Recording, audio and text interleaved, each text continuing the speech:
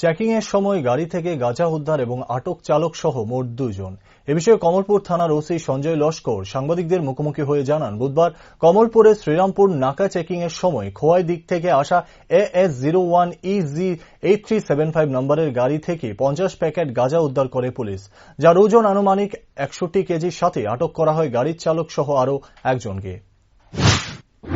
আজকে সকাল অনুমান 10:15 সময় আমাদের শ্রীরামপুর নাকা পোস্টে প্রতিনিয়ত গাড়ি চেকিং চলছিল।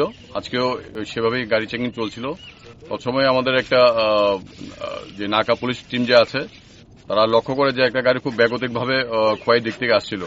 ভলক্সওয়াগন গাড়ি, সাদা রঙের, আসামের নাম্বার দেওয়া আছে AS01EG8375।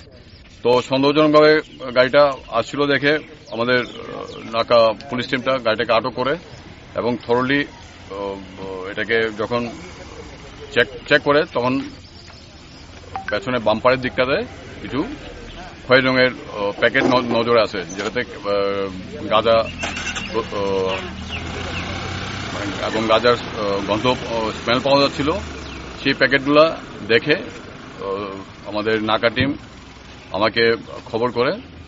তৎসময় আমি আমাদের মাননীয় এসডিপিও সাহেবকেও আমি খবর করি এবং আমরা ঘটনাস্থলে পৌঁছার পর আমাদের যা প্রসিজার মোতাবেক আমরা গাড়িটা থরো সার্চ করি এবং সাক্ষীগণের উপস্থিতিতে আমরা 50টা প্যাকেট গাড়ি থেকে উদ্ধার করি, যার মধ্যে অনুমান 61 কেজি গাঁজা ছিল এবং 2 জন ব্যক্তি, একজন গাড়ি চালক সহকারে, একজন ব্যক্তি, তাদের বাড়ি মোহরপাড়া, তেলিয়ামুড়া থানা। তাদেরকে আমরা আটক করি। আমরা একটা এনডিপিএস মামলা একটা রুজু করব এবং তদন্ত শুরু হবে।